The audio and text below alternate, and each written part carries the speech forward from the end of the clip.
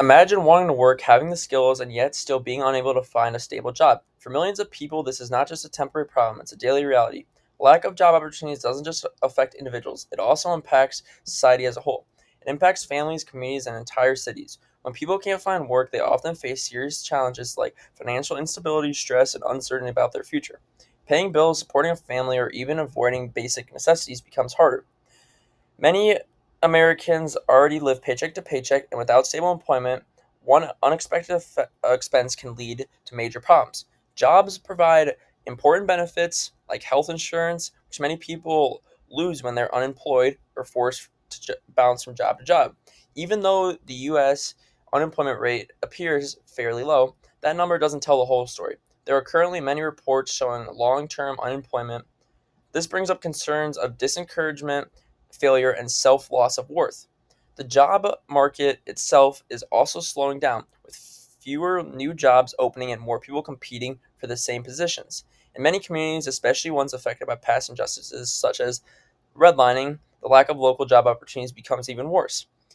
These areas often have fewer businesses, underfunded schools, and limited transportation, making it hard for residents to look for good qualified jobs. Discrimination in hiring and advancements in technology also make the problems worse, pushing many people, like blue collar workers, out of stable employment. Our group's essential question was, how can government change their ways to create equal job opportunities for all? After talking to Stephanie Budd, she said, I learned that it takes some people over an hour just to get places. Transportation needs to be fixed so that those with less money can have the opportunity to work. The lack of job opportunities is not just an economic issue, it is a social injustice. Understanding why this problem exists and how it affects people is the first step in the right direction to creating change and building stronger, more stable communities. For our project this year, we are using the Praxis process to raise money about lack of local job opportunities. To study the injustice of lack of job opportunities, our group followed the praxis cycle of social justice. The first part of our praxis cycle is awareness. Many communities in the United States face a lack of local job opportunities, which is also evident in Cleveland. Factory closures, industry change, economic inequality, and population decline have impacted the number of stable jobs. When people can't find a job, they struggle to pay bills and afford basic needs. Stress level often increases, and mental health often suffers because of this. Research shows a connection between unemployment and anxiety. According to the national labor data, more than 1 in 4 unemployed Americans are classified as long term unemployed. This means they have been without work for 6 months or longer, a condition strongly linked to higher rates of depression and anxiety. Losing a job can also hurt someone's identity and stability. In the US, millions of people are unemployed for long periods of time or are forced to work part time. This often stems from when they need full time hours, which is a struggle to come by. Long term unemployment makes it harder for people to recover financially and emotionally. In Cleveland, these problems are even more visible. According to CBS News, nearly 30% of residents in Cleveland live below the poverty line, and many of the city's most common job wages are not enough to cover basic living expenses, even for full time workers. Many neighborhoods have low wages, limited job options, and few chances for advancement.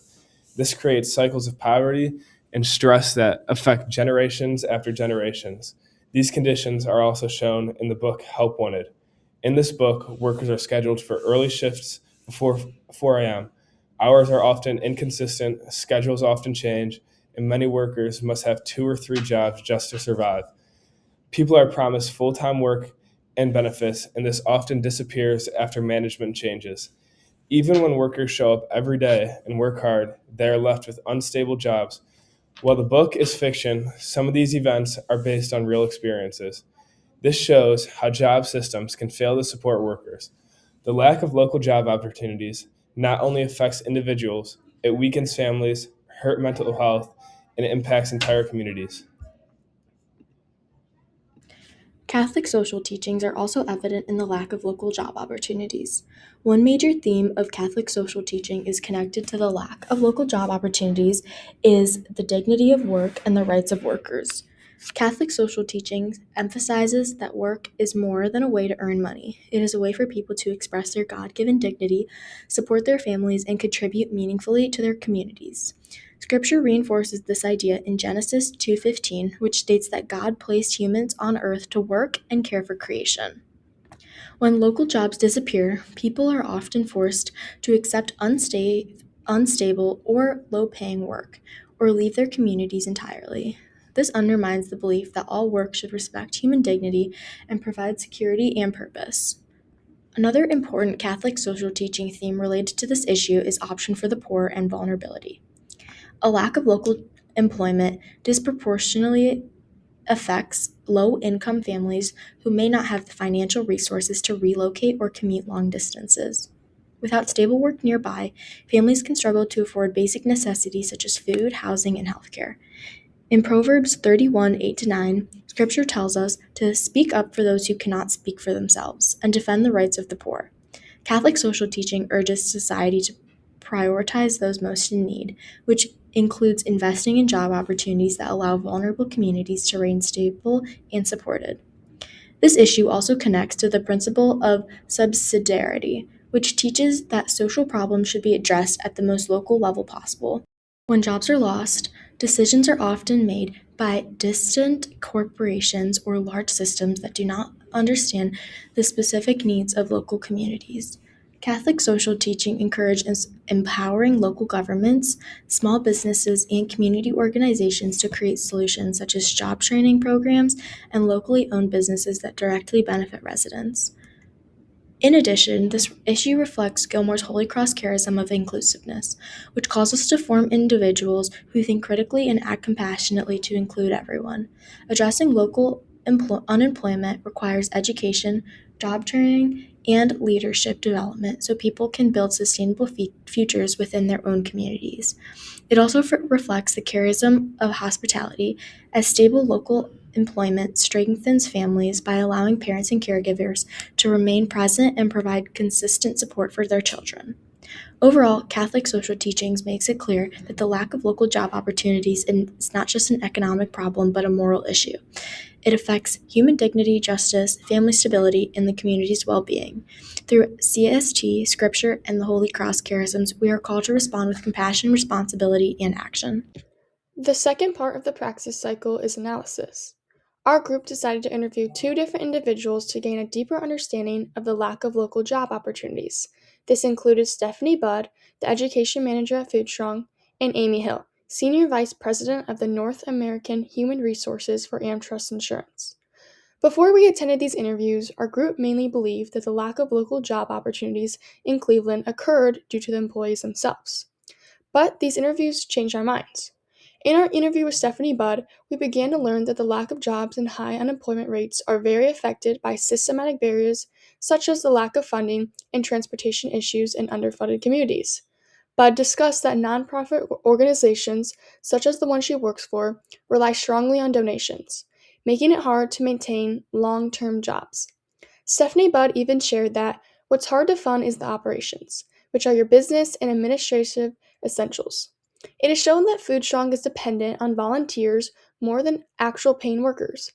Budd next discussed the systematic issue of lack of transportation in the face of this issue, that being the underfunded neighborhoods in Cleveland. These are ordinary people who have the desire to work, but have a difficult time accessing jobs nearby or even transportation to get to their work. Our next interview with Amy Hill dealt more with the economic side. We learned that lower level jobs are hard to find because of automation, specifically hurting college graduates. Although trade jobs may be increasing, not everyone can take on this path of work. Both of these interviews show that the lack of local job opportunities can be seen as a systematic injustice because it corresponds with regular practices of poor funding, transportation issues, and educational injustices, such as in Cleveland. The effect of this is systematic injustice and inequality. Larger businesses are prioritizing workers' dignity ahead of time. Education systems are not preparing young adults for the current harsh labor market. And the public transportation systems are not helpful towards low-income neighborhoods. All of these factors also oppose solidarity. This is mainly because these contribute to the competition among people rather than working together. People tend to fight over jobs and see each other as enemies. This directly goes against solidarity. People are now working against each other when they should be helping build a better world. By incorporating human dignity and making sure that everyone has access to employment, people can work towards solidarity. Right now, this systematic injustice is hurting the common good, increasing poverty, instability, and mental health challenges, specifically within these underfunded Cleveland neighborhoods. The U.S. Department of Labor plays a huge role as it is a government institution that can help. To help employment, this agency develops labor safeguards, job training grants, and workforce development programs. Locally, Cleveland has begun to address these problems with the Site Readiness for Good Jobs Fund. This attempts to prepare land for major employers to keep well-paid workers in the area. These programs work with the community's needs and the advancement of workers' dignity. As this progress is happening, it is important to continue with the contributions made by the Department of Labor, local government, and community members to keep the economic growth that benefits everyone and serves the common good and promotes solidarity rather than deepening inequality. The fifth step of the Praxis cycle is action. Our group of 6 went out and put our faith and values in a meaningful way. Instead of talking about a problem or researching about our topic, we took real steps to make a difference in the community. This allowed us to live out what we believe by helping others and responding to an important need. For our service, we decided to help at the Cleveland Kids Book Bank, located on the west side. When we got there, our leader showed us around and gave us a short backstory on the Cleveland Kids Book Bank. The first thing we did was label the hardcover books with a sticker. We then cleaned all of the books and put them into boxes, each with 30 books. We then merged with the other volunteers and spent the rest of the time sorting. There were many categories, such as picture, religious, chapter, or adult books. There were huge bins full of books that we were sorting.